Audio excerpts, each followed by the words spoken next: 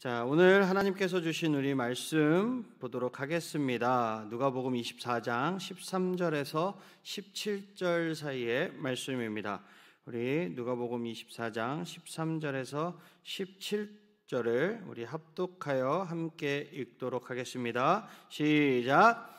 그날에 그들 중 둘이 예루살렘에서 25리 되는 엠마오라 하는 마을로 가면서 이 모든 된 일을 서로 이야기하더라.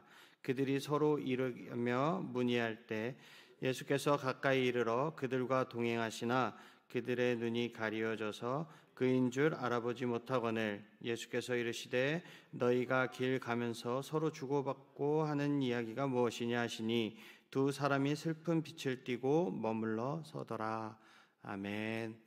네, 방송실 우리 승찬쌤 마이크를 좀 켜주시면 감사하겠습니다. 네, 오늘 이 본문의 말씀을 가지고 저는 엠마오로 가는 길이라는 제목으로 여러분과 함께 은혜를 나누도록 하겠습니다. 오늘도 온라인이지만 말씀을 듣고 배울 때 하나님의 크신 뜻을 알아가는 귀한 우리 청소년부 친구들이 되시기를 주님의 이름으로 축복합니다. 아멘. 제자들은 예수님이 돌아가신 지 3일째 되던 날 이런 궁금증에 빠져들었을 것 같아요. 승리의 왕으로 알고 따랐던 그 예수님이 범죄자로 몰려 십자가에 못 박혀 죽으셨는데 다시 살아계시다는 놀라운 소식을 들은 거예요. 대체 그들은 어떤 이야기 속으로 빠져들게 될 것인가 아마 우리가 이렇게 볼 수 있을 것 같아요. 우리도 아마 이거랑 비슷한 질문을 할 수 있을 것 같습니다. 예수 그리스도를 따르던 나는 어떤 이야기에 속해 있는가? 이 누가복음은 우리가 누가복음은 자세히 살펴다 보면 이게 되게 단락단락마다 스토리로 구성되어 있는 것을 발견할 수가 있어요. 그래서 나는 어떠한 이야기에 지금 속해져 있는가? 슬픔과 혼란의 시기를 지날 때 특히 공동체 사람들이 예수 그리스도의 복음에 대하여 적대적으로 나올 때 우리는 이 질문에 시달릴 수 있어요. 예수님의 죽음과 부활은 자신의 백성을 구속하시고 회복하여 참된 충만과 기쁨이 되시는 그 주님 안에서 살아가도록 일하시는 우리 하나님의 위대한 이야기와 같은 선상에 있다라는 것을 명심하시기를 축복합니다. 이것이 바로 예수님을 따르는 우리가 빠져들 수밖에 없는 이야기예요. 우리 첫 번째 꼭지점을 보도록 하겠습니다. 우리 큰 목소리로 비록 들리지는 않지만 크게 한번 읽어볼까요? 시작! 주님을 만나고도 못 알아보다니. 슬픔과 혼란 가운데 있다 보면 예수님이 함께 하신다는 사실을 우리는 금방 잊어버리곤 합니다. 예수님이 죽음에서 부활하신 바로 그날 다른 도시를 향해 여행을 하던 두 제자도 마찬가지였죠. 우리 본문 13절부터 24절을 교독해서 읽도록 하겠습니다. 그날에 그들 중 둘이 예루살렘에서 25리 되는 엠마오라 하는 마을로 가면서 이 모든 된 일을 서로 이야기하더라. 그들이 서로 이야기하며 문의할 때 예수께서 가까이 이르러 그들과 동행하시나 그들의 눈이 가리워져서 그인 줄 알아보지 못하거늘 예수께서 이르시되 너희가 길 가면서 서로 주고받고 하는 이야기가 무엇이냐 하시니 두 사람이 슬픈 빛을 띠고 머물러 서더라. 그 한 사람인 글로바라 하는 자가 대답하여 이르되 당신이 예루살렘에 체류하면서도 요즘 거기서 된 일을 혼자만 알지 못하느냐. 이르시되 무슨 일이냐. 이르되 나사렛 예수의 일이니 그는 하나님과 모든 백성 앞에서 말과 일에 능하신 선지자이거늘 우리 대제사장들과 관리들이 사형 판결에 넘겨주어 십자가에 못 박았느니라. 우리는 이 사람이 이스라엘을 속량할 자라고 바랐노라. 이뿐 아니라 이 일이 일어난 지가 사흘째요. 또한 우리 중에 어떤 여자들이 우리로 놀라게 하였으니 이는 그들이 새벽에 무덤에 갔다가 그의 시체는 보지 못하고 와서 그가 살아나셨다 하는 천사들의 나타남을 보았다 함이라. 또 우리와 함께 한 자 중에 두어 사람이 무덤에 가 과연 여자들이 말한 바와 같음을 보았으나 예수는 보지 못하였느니라 하거늘. 아멘. 항상 말씀을 읽고 맨 마지막 말씀을 읽으면 우리 아멘으로 마치도록 하겠습니다. 제가 항상 한번 얘기해야지 했는데 얘기를 안 하다가 갑자기 생각이 또 스쳐 지나갔어요. 항상 말씀을 읽고 난 다음에는 어떻게 화답한다고요? 아멘으로 화답하는 것입니다. 누가는 두 제자가 예수님이 체포되시고 재판에서 십자가형을 선고받아 죽으셨던 그 주말의 사건에 관해 열띤 토론을 벌였다라는 것을 지금 강조하고 있는 거예요. 예수님이 십자가 사건으로 그들의 꿈이 깨어져 버렸어요. 제자들의 꿈이 깨어져 버린 거죠. 그런데 죽으셨던 예수님이 그들의 눈앞에 지금 어떻게 됐죠? 다시 나타나셨어요. 아마도 예수님의 모습은 부활하신 후에도 이전과 같았을 거예요. 왜냐하면 여인들은 무덤가에서 예수님을 알아봤잖아요. 그죠? 예수님을 알아봤으니까 같았을 거예요. 그런데 하나님은 제자들이 예수님을 알아보지 못하도록 그들의 눈을 초자연적으로 지금 가리신 거예요. 그렇게 예수님을 알아보지 못하는 제자들은 단순히 예루살렘에 예배하러 갔다가 집으로 지금 돌아가고 있는 그런 사람 정도로 생각을 하고 있는 겁니다. 우리도 사랑하는 사람의 죽음이나 아니면 이제 불치병의 이제 진단을 받거나 사랑하는 친구의 배신 이런 것들로 스트레스를 받거나 죄를 저지름으로써 우리와 함께 해주시는 예수님을 깨닫지 못할 때가 더러 있습니다. 그러나 부활한 왕이신 예수님이 천국에 오르시기 전에 약속하신 말씀이 있어요. 뭐냐면은 내가 세상 끝날까지 너희와 항상 함께 있으리라 라고 말씀하셨습니다. 예수님은 어떤 상황에서도 결코 우리를 떠나시거나 포기하지 않는 분이심을 믿으시는 우리 귀한 청소년부 친구들이 되시기를 주님의 이름으로 축복합니다. 아멘. 자, 우리 두 번째 꼭지점 한번 보도록 하겠습니다. 두 번째 꼭지점 큰 소리로 읽어볼게요. 시작. 바로 그 이야기를 완성하기 위해 왔단다. 네, 바로 그 이야기를 완성하기 위해 왔단다. 무슨 이야기일까요? 예수님은 제자들과 함께 엠마오로 걸어가시면서 어떠한 말씀을 해주셨나요? 우리 본문 25절에서 27절을 한번 읽도록 하겠습니다. 이르시되 미련하고 선지자들이 말한 모든 것을 마음에 더디 믿는 자들이여, 그리스도가 이런 고난을 받고 자기의 영광에 들어가야 할 것이 아니냐 하시고, 이에 모세와 모든 선지자의 글로 시작하여 모든 성경에 쓴 바 자기에 관한 것을 자세히 설명하시니라. 아멘. 예수님은 성경의 기록을 이해하지 못하는 두 제자에게 실망감을 표현하셨습니다. 메시아에 관한 성경의 가르침을 믿음으로 선뜻 받아들이지 못하는 제자들을 미련하다. 그러니까 이 미련하다라는 것은 지혜롭지 못하다라는 말이죠. 네, 그리고 더디다라고 묘사를 하셨어요. 성경은 메시아를 하나님의 백성을 이 속박으로부터 구원해낼 약속의 구원자로 항상 가르쳐 왔습니다. 모세와 모든 선지자에 관한 이 언급은 오늘날 그리스도인들이 구약이라고 부르고 있는 이 히브리 성경을 이야기하고 있는 거예요. 이 신약에 우리가 지금 흔히 이야기하고 있는 이 신약에 나오는 모든 성경은 구약 성경을 이야기하는 것입니다. 왜냐하면 이때 당시 신약 성경이 쓰여졌어요, 안 쓰여졌어요? 안 쓰여졌기 때문에 이 성경에서 얘기하는 모든 성경의 말씀은 구약을 이야기하고 있는 거예요. 그래서 예수님 시대의 사람들은 구약을 결말을 찾는 이야기라고 불렀어요. 결말을 찾는 이야기. 그 시대의 유대인들은 그들 이야기의 마지막 장이 시작되기를 기다리고 있었던 것입니다. 메시아가 진두지휘하는 이 종말을 기다려왔던 거죠. 그래서 예수님은 이 글로바와 다른 제자에게 이렇게 말씀하십니다. 내가 그 이야기를 완성하기 위해 왔다. 나는 모든 성경의 중심이다. 이렇게 말씀을 하시는 거예요. 예수 그리스도의 제자인 우리가 도전해야 할 것은 그분의 죽음과 부활의 관점에서 구약 성경을 읽는 거예요. 그러니까 예수님의 죽음과 십자가의 대속하심과 부활의 승리하심을 기준으로 삼고 그 관점으로 성경을 바라봐야 된다라는 것입니다. 그러니까 하나님 중심적인 관점에서 성경을 읽어야 한다라는 거예요. 예수님이 읽으셨던 성경 본문을 읽을 때마다 다음 세 가지의 질문을 던짐으로써 이 도전을 더 잘 해낼 수 있습니다.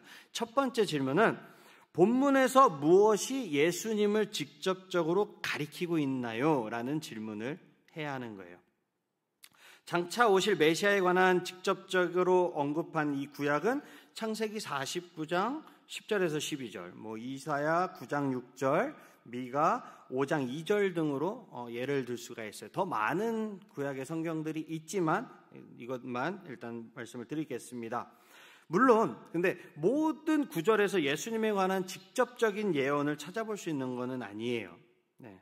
그러나 구약 전체에 흩어져 있는 모든 예언, 이 예언을 우리는 볼 수 있어야 한다는 것입니다. 네. 그리고 두 번째 질문은 본문에서 무엇이 예수님에 관한 기대와 징조를 말하고 있나요? 라는 질문을 항상 해야 해요.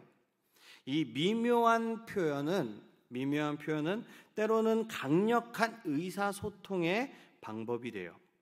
구약에서 직접적인 예언 외에도 미묘하고도 간접적으로 예수님이 드러납니다. 예를 들어서 마태복음은 예수님을 아브라함과 다윗의 자손이라고 이야기하면서 선언하면서 시작을 합니다. 아브라함과 다윗의 삶에서 예수님이 누구시며 무슨 일을 하실 것인지를 예측하는 사건을 우리는 찾아볼 수 있어요.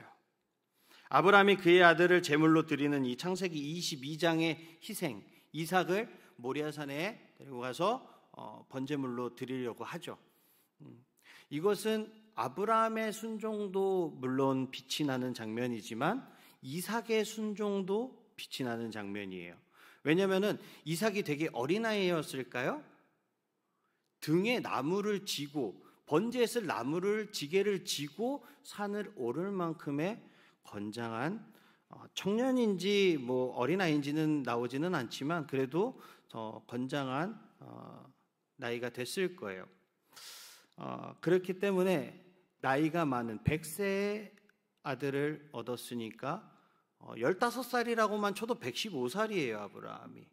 그 아브라함이 결박을 바로 하고 제단 위에 눕혔다라는 것은 이삭의 이 희생, 이삭의 결단도 많이 중요했다라는 거예요. 아무튼 이 창세기 22장의 희생은 하나님의 아들 예수님의 희생이 되는 것입니다.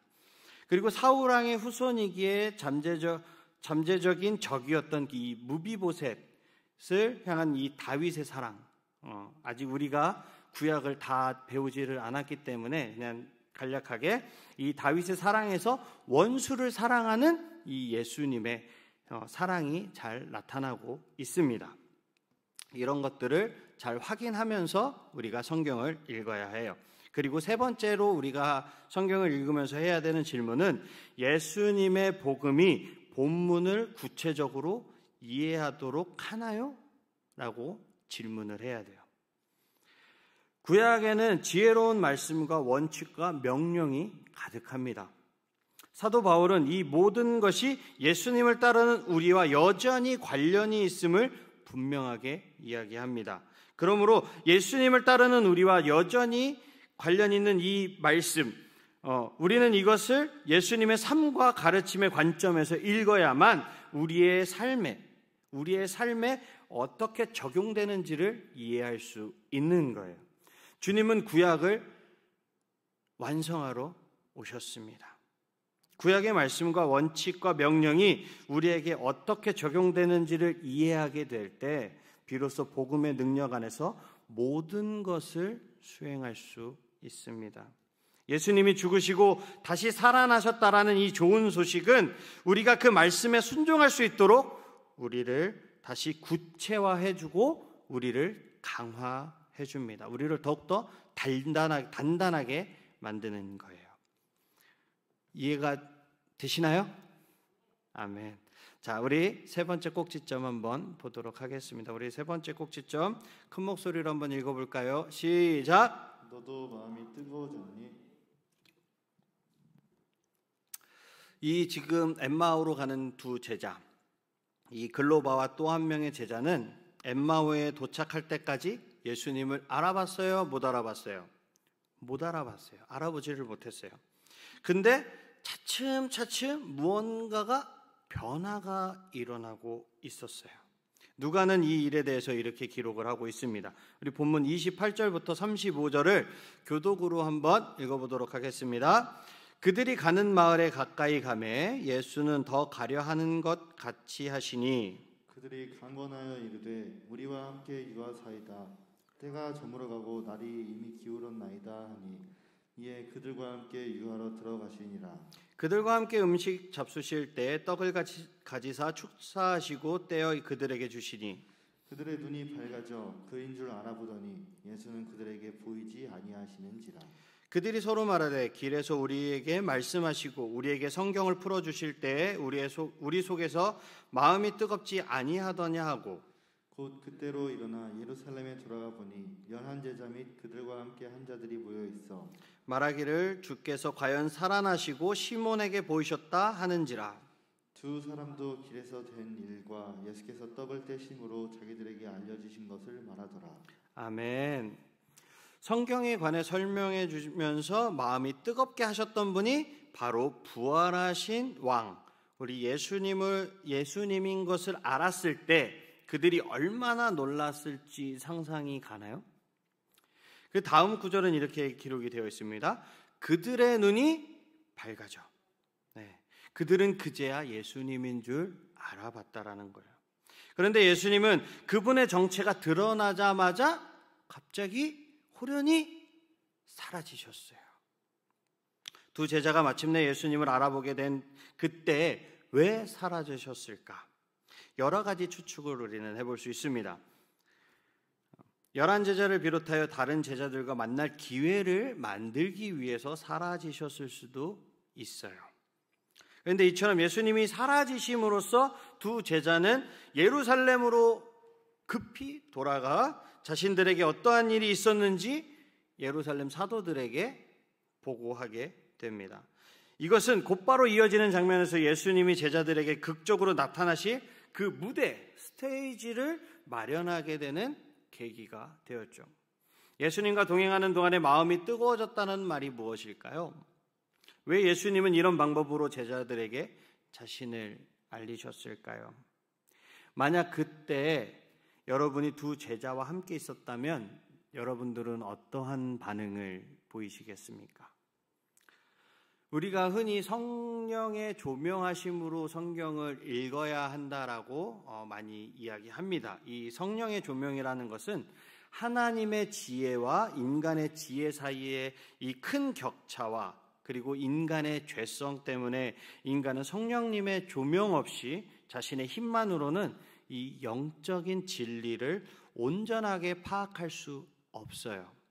그리스도인은 말씀의 뜻을 해석하는 과정 가운데 인간의 이성만 의지하거나 아니면은 학술기관이나 학자를 의지하지 않고 마음과 생각의 말씀에 조명을 해주시는 그 성령님의 역사를 의지해야 합니다.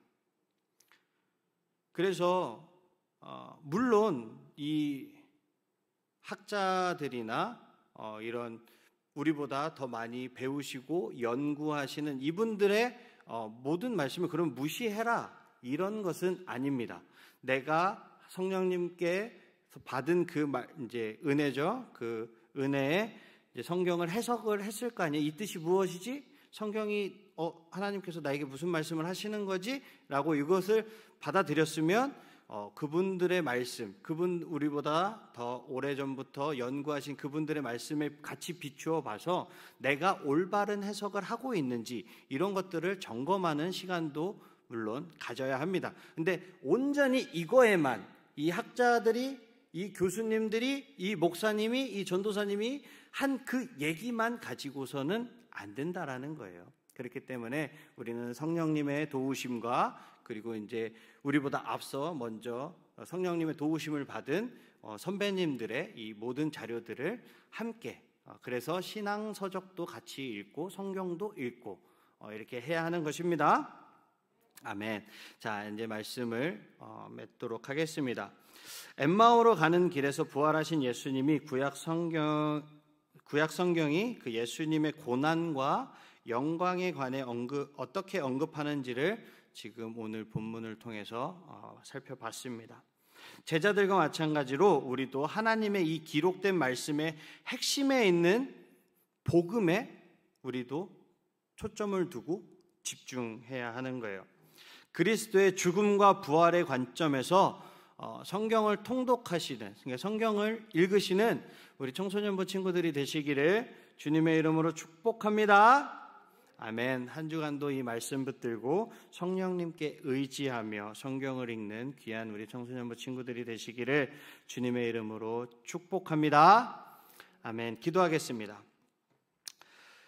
사랑과 은혜가 풍성하신 하나님 아버지 감사합니다. 오늘도 이렇게 주님 앞에 나와 주님께 예배하는 우리 귀한 청소년부 친구들 주님께서 축복하여 주시옵소서. 아버지 하나님, 우리의 기대가 현실이 될 때 때로는 기대했던 것보다 더 나쁠 수도 있고 반대로 더 좋을 수도 있습니다. 그런데 제자들은 정복자 메시아, 그러니까 무력으로 로마에서 해방시켜줄 메시아를 기대했지만 예수님은 돌아가셨어요.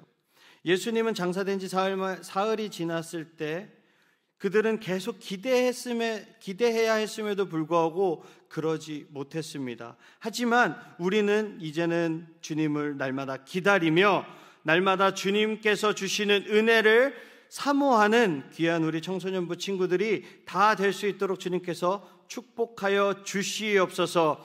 아버지 하나님께서 죽으심으로써 예수님께서 죽으시고 다시 살아나셨으므로 아버지 하나님, 그것을 믿는 모든 사람들을 아버지 하나님 새 생명을 주셨던 것처럼 우리에게도 그 생명을 허락하여 주시옵소서. 날마다 하나님 중심적인 관점에서 성경을 바라보게 하시고 온전히 성령의 도우심으로, 아버지 하나님의 도우심으로 이 성경을 제대로 바라볼 수 있도록 주님께서 함께 하시고 우리가 다른 길로 곁길로 빠지지 않을 수 있도록 주님께서 인도하시고 붙잡아 주시옵소서. 말씀이 육신이 되어 이 땅에 오신 주님을 만날 수 있도록 우리들의 마음을 붙잡아 주시고 만져주시고 우리가 날마다 말씀을 읽을 때 내 생각이 아닌 오직 성령님의 인도하심으로 하나님을 조금 더 알아갈 수 있도록 주님께서 인도하여 주시옵소서.